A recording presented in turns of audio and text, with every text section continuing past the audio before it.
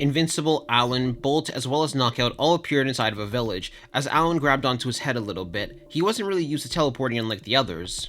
As he said, "You guys do that way too often, that hurt my head," before Alan shook it off. This was a village that Tech Jacket had just recently saved, so he was checking up on things to make sure people were okay.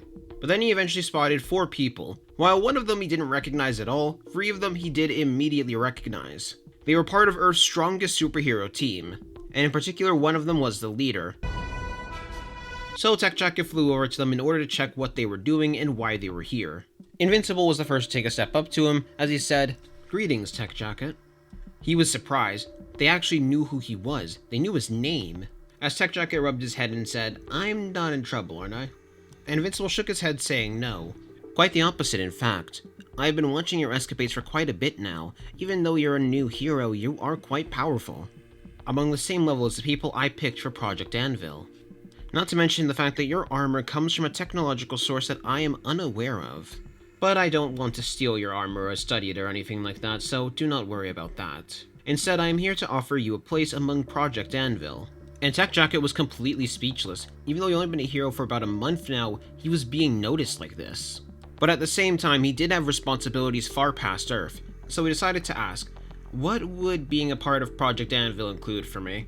Because I have a lot of responsibilities for things off Earth. While I do try and help where I can on Earth, I can't really be here all the time.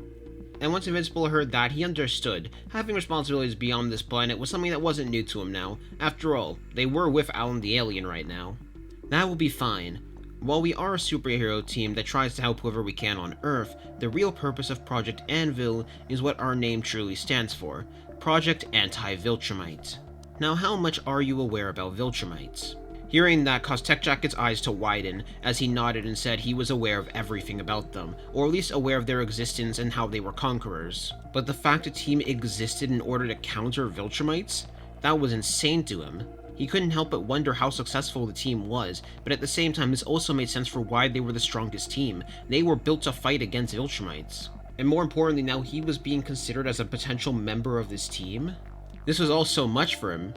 As Invincible then continued, "So far, we have successfully faced off against 2 Viltrumites. One of them escaped, but we have a tracking beacon on their location. The other we currently have captured in order to get information out of." This is also Alan, a member of the Coalition of Planets. An ally of ours in this war against Viltrumites. Earth has now become fully involved in the war against Viltrum, and we are going to need as much help as we can. While I might be a half Viltrumite and a powerful one by their standards, we are going to need all the help we can get. So, would you like to join us?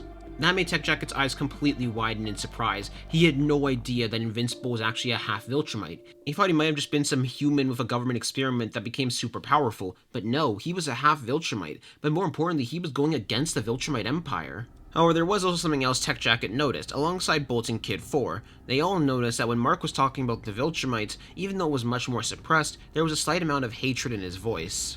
But still, with all of this, with this offer, and the fact that he wasn't going to have to put his duties aside other than to maybe fight against Viltrumites, but that would still be a part of his duty either way, and people he might be able to potentially get better with, he decided to agree. As Invincible said, "Good. Now you'll be free to use our training facilities if they might help you. While you don't have to train with us too often, it would likely be beneficial for you. And we expect you to be here just in case we do need to face off against Viltrumites again. Based on something that one of the 2 of them said, we should be expecting a much stronger Viltrumite than the ones that attacked to come to this planet soon. And considering they're going to return to the Viltrumite Empire, they're likely going to send more than one. But we are going to prepare for anything just in case." Which Tech Jacket just gave a thumbs up to. He was curious to see what he might be able to upgrade himself with. Maybe this wouldn't help him much at all, or maybe this could make him even better. Who knows? And Invincible sent him to the location of the main base of Project Anvil.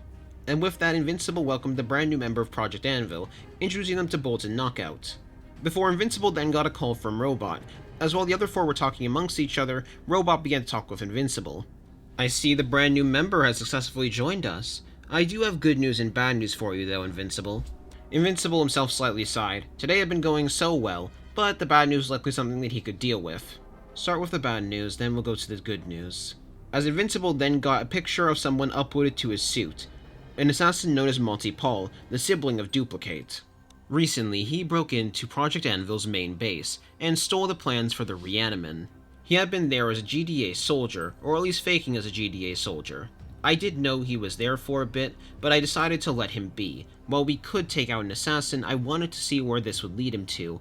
After all, stopping the assassin wouldn't really help us in the long run, but stopping the client definitely would. So I'm now tracking down his location. And Invincible did have a mixed reaction to this. While this was definitely a good plan on Robot's part, he was slightly annoyed that Robot didn't inform him earlier. Now, keeping the plan secret to track Craig was one thing. You can understand why he needed to keep that one secret. But this one annoyed him a bit more. As Invincible then said, "You could have informed me earlier about this. Who knows what could have happened if that assassin got desperate and decided to take out some of the members while they were asleep. We are going to have a talk about this later, Robot. We're also going to need to work on upgrading our security measures, so it seems. But still, this will at least work out in our favor once we find out who the client is. I have a feeling though I already know it's going to relate back to the Battle Beast situation from earlier. And more importantly relate back to his boss, Machine Head. I don't think he was the one who did it, but I think it will be related to him somehow. But if that was the bad news, what was the good news you had to report on?" Before all 5 of them saw 4 robot drones land nearby, holding up a capsule. As Robot then said, "We have just finished upgrading your suit to the Invincible Warsuit Model 4. And we think it'll definitely be to your liking." Invincible couldn't help but smile a little bit. After all, this was good timing. He was about to have a sparring session with Alan, so he was going to get a good chance to test this out. As he equipped the brand new warsuit. It was made using a brand new alloy that the mixture of Robot and DA Sinclair customly made, mainly for increased durability. Within the boots, there were jet boosters that could be activated in order to give Invincible a temporary speed buff. The same energy increasing capabilities for Mark's physical power was also added in, increased to an even further level. Rather than being a 10% buff, it was now a 15% buff. Furthermore, the projectiles had also been increased in terms of potency. While the lasers would still be weaker than Mark's physical punches, they were now going to be much closer to his power. Finally, he had a brand new helmet made from that same alloy, one he could deactivate to have his normal appearance and not terrify people, but one he could activate when against much harsher threats. This was the ultimate culmination of all of the scientists' work. Everybody in Project Anvil all came together, all of their data in order to make this wonderful suit of armor. But making it took quite a bit of time and brainpower. They wouldn't be able to make this in bulk. Fortunately, all of the money that Invincible had not wasted on teleporting had went right towards this project. As Invincible opened and closed his hands, this was definitely going to do nicely. As Invincible told Robot, "This will satisfy me for now. Now I want full focus to be diverted to upgrading every single other hero. Are the plans ready for distribution, or do we still have some finishing touches for them?" Robot said that he was planning to make an announcement in a couple of days for all the other heroes, and with that in mind, Invincible smiled. He could feel it. The Earth was getting more and more ready, closer and closer to being able to protect itself. While he wanted to be Earth's protector more than anything, he also wanted Earth to be able to have people that could help protect it if worse came to worse. As Invincible told him that he'll definitely be there for that announcement. Before Invincible disconnected the call from Robot, as he looked over to Alan and said, "I think I'm ready for our sparring match, though we definitely can't do this on planet." And Alan the alien agreed to that one. He knew he was much stronger, and judging by the new armor that Invincible just got, he was going likely to be even more formidable as an opponent. Bolt and Knockout decided they were going to head back to base, and they were going to show Tech Jacket around while the two of them fought. Mark also decided to turn his armor onto recording mode. There was definitely going to be quite a bit of data they could get from this fight, and who knows how much help that might be in the future. As both Invincible and Alan the Alien took off, heading to Venus and deciding that was going to be their battleground. They weren't aware of any life forms on Venus, so they were of course going to do a quick scan over the planet just to make sure there weren't any. They didn't want to accidentally kill people after all. They both also were able to immediately notice that Venus had less gravitational pull than Earth. Now of course they did know it was going to have less gravity than Earth, but this was actually the first time they thought about it. And with the scan being complete and no life forms being present on Venus, the two of them prepared to battle. That was when Alan decided to tell Mark something, that he could go all out and be as brutal as he wanted. He recovers from heavy injuries and gets much stronger from them, so if he were to get heavily injured by someone as strong as Mark, who knows how strong he might be after that. Invincible then cracked his own knuckles as he got into a stance, preparing to face off against his friend. He was curious to see how he was going to compare to all the opponents he had fought so far, to the Hail Mary, to the two Viltrumites, and finally to Battle Beast. And with that, the two of them immediately took off, flying right towards each other and clashing fists. The shockwave that rose from this clash was immense. If they were on Earth, just the shockwave alone would have destroyed the entire city they were fighting in. This was the same level of power Mark used when he fought against Anissa and punched her in the stomach. Of course he wasn't going all out yet, but he did want to feel things out, and he could feel his fist being pushed a little bit back by Alan. But Alan was also feeling things out. It was clear neither of them were going all out with that initial punch. As Invincible had a smirk underneath his mask, he could already tell this was definitely going to be more fun than his fight against Anissa. As both of them took a moment to float away from each other, almost as if they were taking in the amount of destruction they had just caused. Of course, the both of them could control their destruction better if they wanted, but right now, they didn't really feel a need to do that. As Alan couldn't help but smile a bit and said, "Wow, you definitely have been hitting the gym." "Though, I think you can tell, so have I." And Invincible then said, "Agreed. Your strength has increased quite a bit since the last time we fought. If I remember correctly, a punch that strong would have completely destroyed your entire body. But I think it's now time we both take things up a notch." While the battle between Mark and Alan the alien was properly beginning, a green portal opened up on Earth. This was a portal belonging to one man, Angstrom Levy, a normal human who had been going across several different realities. He had been searching for scientists in order to help him to gain all of the knowledge of his other counterparts. Maybe then they'd be able to counter all of the evil Invincibles that existed across the multiverse. This was one of the rare realities where Invincible had actually turned good. A reality where Mark wasn't raised by Viltrumites but raised by Earth. Raised by the Global Defense Agency in order to become a strong warrior. He had come in order to seek out advice and help from the Mahler twins, but that was a lot harder said than done, as he found out that the Mahler twins were already working for the Global Defense Agency at Project Anvil. But with this disruption in space, somebody else already decided to meet with him, somebody who knew he was here. This person being one of Robot's drones. As Robot said, "You're not from this dimension, are you? But you don't feel like the Flaxons, you feel like you're something completely different, like you don't belong. I mean you no harm, I simply wish to talk with you." And that caught Angstrom completely off guard. He didn't know he was going to be immediately discovered like this. Of course he did know this Earth was much more on guard in comparison to quite a lot of the Earths he had seen. But he wasn't expecting this. Still, he could tell that they meant no ill intent, so he was going to entertain this. But Angstrom did say, "I'd prefer to talk with your real body rather than the robot body. I hope you're fine with that, Rudolph Connors." And Robot blinked, a little bit surprised at the fact they knew his identity, but at the same time, it made sense. The multiverse and all of that. So with that, the both of them took off, heading towards where Robot's real body was located. Once they entered, they would see the pod that Robot's real body was inside of, alongside tens of robot drones, standing on guard and ready. As Rudy then said, "Please do understand, I am just doing this as a precaution. I don't know if I can trust you yet fully, so I do need to keep guards around." Angstrom nodded in agreement. He understood why. As one of the robots lifted up a chair, two more lifted up a table with some food on it, both of them placing it on the ground in order for Angstrom to sit. As Rudy then asked him, "Why are you here?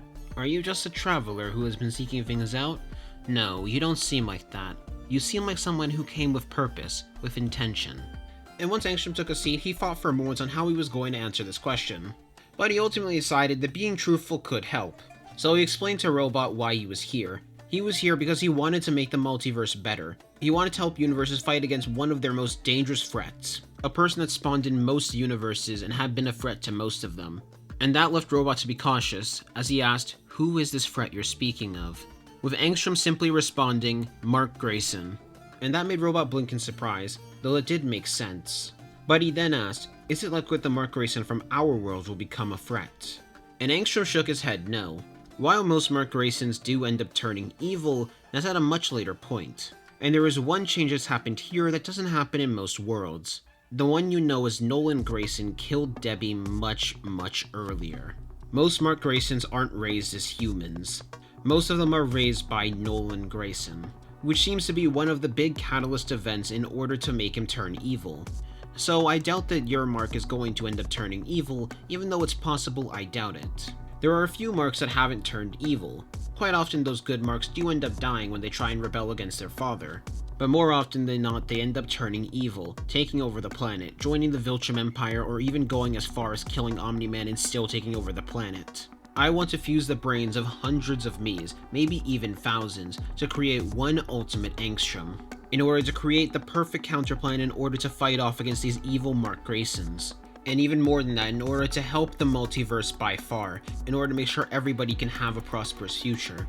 But as he was talking, he suddenly felt a small prick land on his neck, almost like a mosquito bite. As one of the drones said, "A bug must have snuck in when we entered. Apologies for that." And Angstrom rubbed his neck before he said, it's fine, don't worry." "So, what do you think?" and Robot clearly contemplated it for a couple of moments, before he then said, "I will definitely help you, but I cannot bring you to our Mauler twins. Unfortunately, we are far too busy preparing to go to war with our own Viltrumite Empire. However, anything you do require assistance with, I would be glad to provide." And a smile rose onto Angstrom. He was thankful for that. As Angstrom then told him that the two of them will be in touch, before he created a portal and left, continuing his multiversal travel for now, and Robot watched as that portal closed, as he then said, "Study the blood sample that you had just acquired." With a small drone flying over, this was the mosquito that had bitten him, a new drone Robot had been working on in order to do spy work. And if that man had the ability to go across the multiverse, he was curious at how, and more importantly, if he could apply those abilities to himself.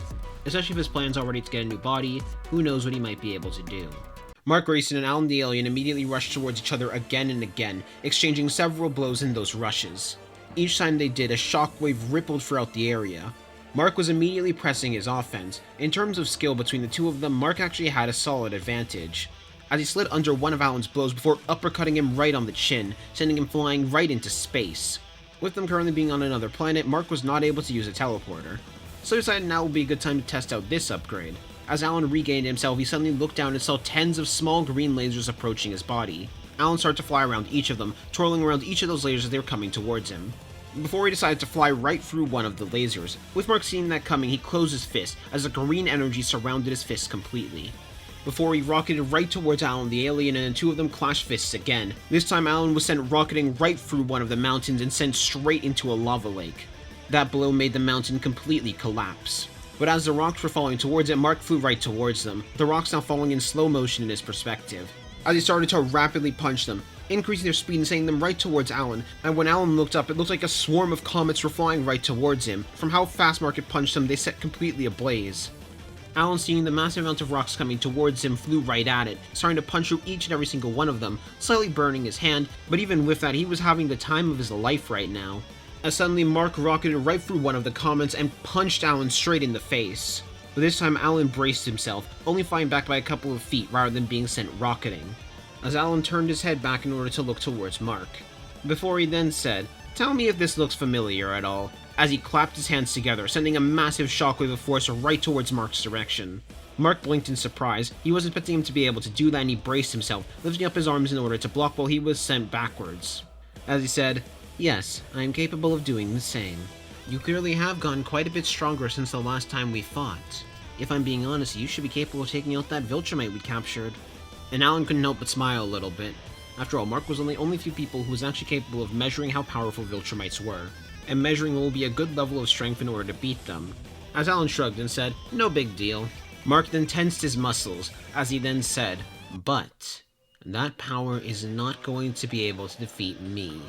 And a silent agreement happened between the two of them in that moment. The both of them decided the warm-up was over. It was now time for them both to go all out.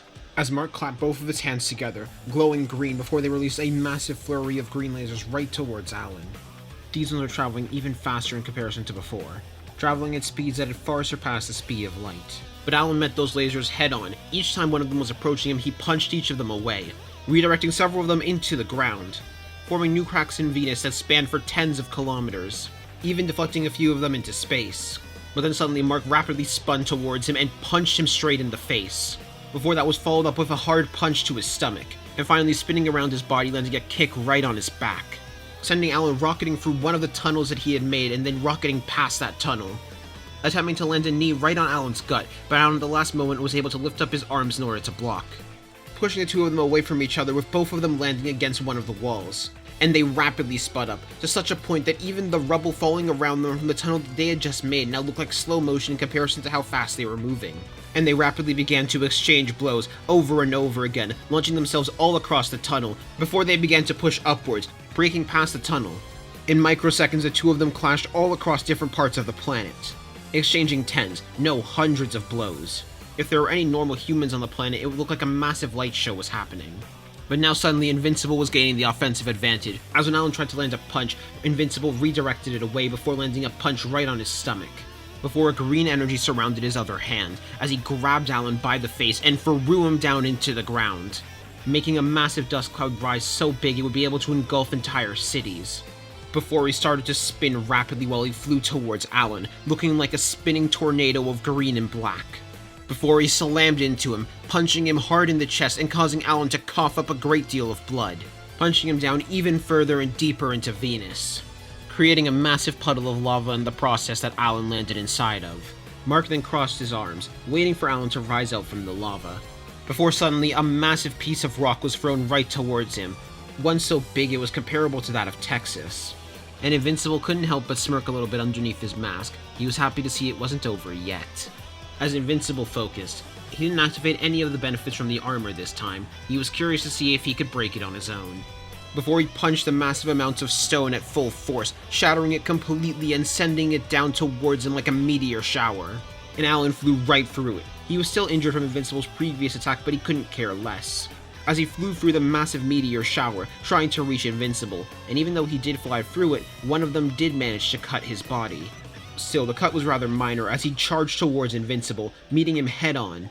But this time Invincible spun around Alan, avoiding his charge before landing a punch straight on his face, as Alan groaned in pain from the blow to his face, as he quickly countered by punching Invincible hard in the face as well, as the two of them were launched away from each other, before Invincible's suit began to glow green, as Invincible and Alan prepared their final charge towards each other, and the two of them clashed fists, with Invincible completely overpowering Alan's fist. But before Alan could be sent too far backwards, Invincible released a massive flurry of blows right onto Alan's body. Each time Alan tried to dodge, it ended up causing more and more bruise damage to his body, before finally he landed one final punch, punching him straight in the stomach. No, straight through the stomach. And then to finally end this battle, he slammed him hard into the ground, one final crater, one final blow, before the suit stopped glowing green. As Alan remained laying there, a clear smile evident on his face, Invincible had to admit he was impressed, as he then said, "If you were to fight me when we first met with this level of power, you definitely would have beaten me. You did incredibly well." As he did a quick scan over Alan's body, mainly just to check if he was doing okay, while he also prepared to take out some bandages. To his surprise though, we could see the healing process was already beginning for Alan, so he did bandage up the hole that he made in his stomach before starting to carry him back to Earth. The second the two of them entered into the range of the teleporter, he teleported right back onto Earth, teleporting to Project Anvil base, as he brought the two of them over to the med bay. Though seeing Alan like this and seeing how fast he was healing, it did give him an idea. He wanted to ask the Mauler twins if there was a potential way they could create something that would allow the members of Project Anvil and just people in general to heal faster, but that was for later. If anyone could figure that out though, it would be the biological geniuses of the Mauler twins. And Alan looked around as he said, "Okay, I gotta admit, this place looks so much better than the first time I came here." Okay, passing out now. Several doctors also came in order to begin helping working on Alan. And Invincible knew Alan got stronger every single time he was put on near death. While he definitely didn't put him as near death as he could have, he was curious to see what the result would be for this time. There also was encouragement for Mark to get stronger himself. After all, there was no way he was going to let Alan surpass him that easy. Mark then returned back to his office. I decided to check up on the members of Project Anvil in order to see how each of them were doing. And you can see that during the time he was battling up against Alan the alien, each of them had finished their tasks they were doing beforehand, which did make Invincible smile a slight bit, as he made sure to keep one of the cameras active on Alan the alien, so he would be prepared when he woke up in order to talk with him.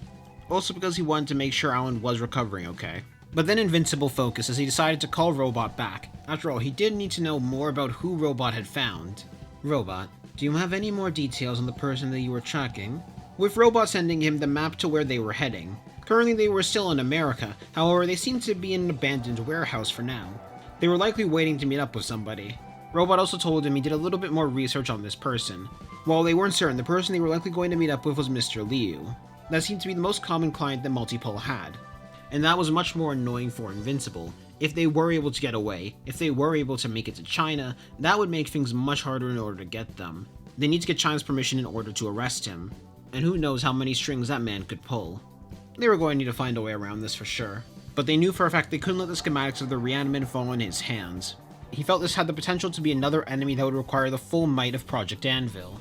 And with the potential of that, he was definitely going to call upon their power. But for now, they were just going to need to wait. Fortunately, they still had an advantage. Multipole didn't seem to be in a rush to head back to China. After all, if they did think they were followed, if they did think that they were aware they were being followed, they definitely wouldn't have wasted time stopping here. So he sent a message to all the members of Project Anvil as well as Cecil, telling them to stand on guard and stand ready just in case. A couple more hours would pass until Alan awoke. Now he was still recovering from the wound, but he had surprisingly started to heal pretty fast. Seeing he was now awake, Mark floated over to his medbay in order to check how he was doing. And Alan sent him a wave as he couldn't help but chuckle a bit. "Man, you never take that armor off, do you?" As Invincible sent him a smile, as he said, "Sometimes I do, just not when I'm in base. How are you recovering so far? Physically I can tell you're doing fine, but how are you actually doing?" And Alan gave him a thumbs up. And he did remember something that he should have probably mentioned earlier, as Alan told him, "Oh, right, by the way, my boss is also coming because he wanted to meet you. It's just he's a bit slower than I am, or at least the ship is slower than my flight speed, but he should be arriving pretty soon, just so you don't automatically shoot that ship out of the air." And Invincible just gave him an unamused look. He wished he did tell him earlier. What was it with the people he was allied with and not telling him things until it was nearly too late? At least they didn't tell him things when it was far too late and out of control. Still, he was going to keep that in mind. He was also very curious to meet them nonetheless. After hearing about the coalition of planets, he knew they were going to be allies. So he would like to know about the person in charge. He also made sure to tell Cecil that as well. From what he knew, Cecil was out of the meeting by this point, so he'd be able to come over to join with that meeting. Plus, meeting with the coalition of planets leaders was definitely something he'd need to be here for. As Invincible said, "Alright, you can continue resting for now if you want. I'll talk to them and let you know when they're here." And as Invincible was preparing to step out, Alan did have one quick question he wanted to ask Mark. "What do you guys do for fun here? Like, I know you guys do have fun things to do on this planet, but I haven't really seen that much considering my only real exposure is from what I can tell a military base." And that made Invincible blink in surprise for a moment as he rubbed his head, thinking for a couple of moments on how to answer that. Of course he could have just answered with generic fun things to do, but he decided he would answer with his own fun things to do. "One of the things I do enjoy doing is playing and training with my pet, the Hail Mary, which actually I might be able to introduce you to after you're done fully healing. Though he is a bit rowdy as a beast. I also enjoy watching TV shows from time to time, though that is a much more rare pastime I've found nowadays in comparison to when I was a child. Also, I should introduce you to the other members of Project Anvil later, but that is to wait." And with that, Invincible turned off the lights, leaving Alan the alien to rest for now while he stepped out. He then returned to the training field, seeing that every single hero that was a member of Project Anvil was currently present. Even Tech Jacket, their new recruit, was actually here. Currently, Tech Jacket was getting to know Oliver. Currently, they were here in order to meet their brand new member. Since Tech Jacket had recently joined, they figured it would be best for all of them to show up in order to greet him. As Invincible then informed each of them of the news, that they were going to have a guest arriving pretty soon, someone who'd be an ally of theirs from beyond the stars in their war against the Viltrumites. They should be arriving pretty soon, but for now they were to get this base set up and prepared. While the soldiers were already working on that, they did feel it would be best for them to help, considering they did have super speed, super strength, and all of those powers. They felt it'd be good to help out a little bit, even though the soldiers did have this as their job. And a couple more hours would pass as they were getting everything set up, until finally they detected something. A massive ship in space. And it seemed to be coming towards the direction of Project Anvil. Invincible told the others to be on guard. They weren't too certain if that spaceship was the right one, but Invincible did have a pretty sure feeling that it was. But just in case, they need to stay on guard. Who knows what other aliens wanted to invade the planet. As Invincible looked over the Terra, Tech Jacket, and Oliver, telling each of them to follow after him. And with that, all four of them took off, flying right towards the ship. Inside the ship were several aliens of different planets of life, each of them working together in order to manage the ship, but at the captain bay were two people. The leader of the coalition of planets, Thaddeus, as well as a brand new recruit they had recently gotten, an ex-bounty hunter and current ruler of Fraxa, the Void. As one of the aliens said, "Sir, we have picked up on 4 life form signatures approaching our ship. One of them has been reported to be invincible. 2 others seem to have similar armors to Invincible. Finally, one of them seems to have Galdarian tech." And Thaddeus sent them a smile, as he said, "I'll give them a warm welcome." And hearing this also confused Void. But more importantly, it also made a worriness enter into him. It made a worriness enter into Nolan. He was finally going to see his son again. What should he do? Was his son going to be able to tell who he was? Was his son even going to still be the same person? Was his son going to even be counted as a person? Only time could tell. But for now, he needed to keep his identity hidden. He needed to make sure this would work. As Invincible went to the front, saying, "Please state your name and purpose for coming here," before Thaddeus spoke for the mic of the ship. "I am Thaddeus, the leader of the coalition of planets. Alan has told me great things about you, Invincible, so I wish to talk with you in person. But I believe he's already told you that. And with that, any tension that was in the air suddenly vanished. As Mark could now confirm who they were, they all let their guards down. Before part of the ship opened, with a small platform floating out. On that platform were two people standing. The first person who introduced themselves as Thaddeus. They looked like the leader of the coalition of planets. But the other person was being silent, as they looked at Mark, and then looked at the two people that were standing next to Mark in the same armor, giving a short introduction that his name was Void. In particular, activating a voice modulator just to make sure Mark wouldn't recognize him. As Thaddeus then said, "It is nice to finally properly meet the face to the man. We have much to discuss. Also, who are the three with you, if you mind me asking?" With Invincible following up as he said, "These are members of our defense force that Earth has recently been developing, with me as the leader, known as Project Anvil. People on Earth that we believe are either on the level of a Viltrumite, or have the potential to reach the level of Viltrumite. Up first is Tech Jacket, our brand new member. Then there is Solar and Lunar. Solar was a hero name that Terra had picked out, with Lunar being a name that Oliver picked out in turn. After all, he did want a match with his twin." As Invincible then said, "These two are like me, half Viltrumite, half human hybrids. Direct clones of my DNA in order to help protect the planet. Though while they aren't as strong as me, from what I can tell, they are certainly on the level of Viltrumites. But I can give more of a proper explanation once we land on Earth." And when Nolan heard that, he was stunned. Of course, he knew exactly who was responsible for this, the Mahler twins. But they had managed to clone Viltrumites? How was this even possible? Sure, it was clearly imperfect considering the fact they weren't as strong as Mark, but still. But even more than that, he wasn't focused on that. He was focused on the fact that technically those two were also his children. And this made an even deeper guilt set in his heart. And Mark looked at Void for just a moment, lingering on him for a couple of seconds. There was something off about him, something he couldn't quite figure out yet, but he could feel there was just something off. And a smile rose onto Thaddeus upon hearing that explanation. Not just was there one Viltrumite hybrid here, but there were three. And he knew they would clearly eventually become Viltrumites, and while he did want to ask why there weren't more of them, because there clearly did have to be some drawback, that was something he could ask later. Still, no wonder the Earth was incredibly powerful. Never had Thaddeus been so happy for someone making a mistake in reading. And as they landed, Nolan took in the familiar feeling of the Earth's air, that familiar sky.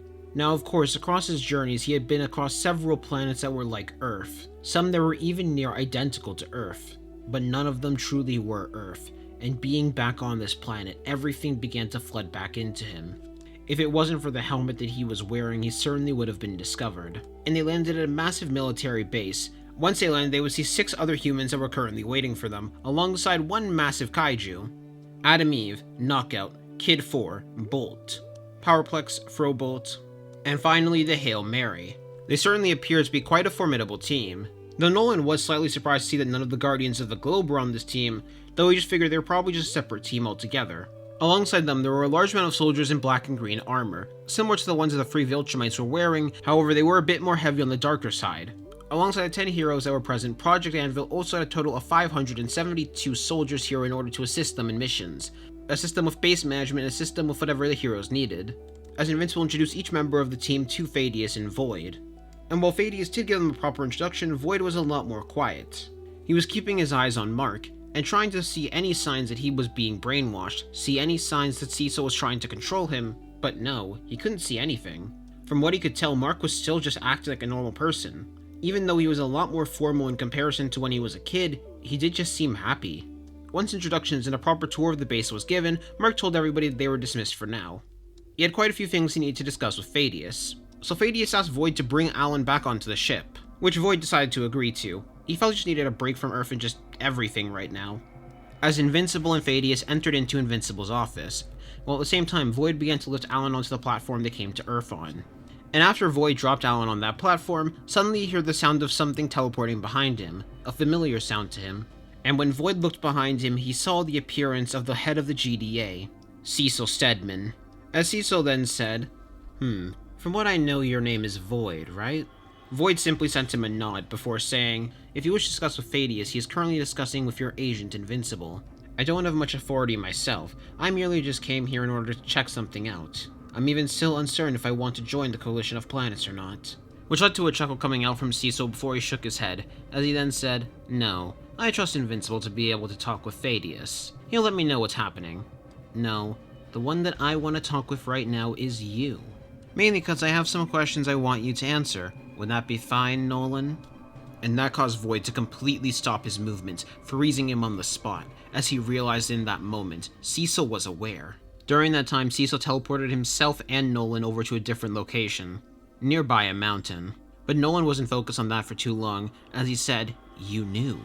You know I'm Nolan? You knew who I was. How?"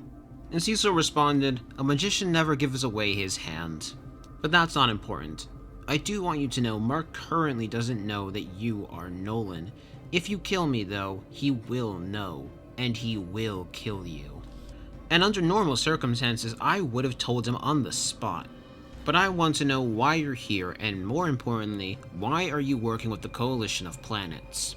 Or even contemplating the idea of working with them, because that was a much different change of heart, and depending on your answer, we'll decide if I tell Mark or not. You have until Thaddeus and Mark are done discussing, so get to answering."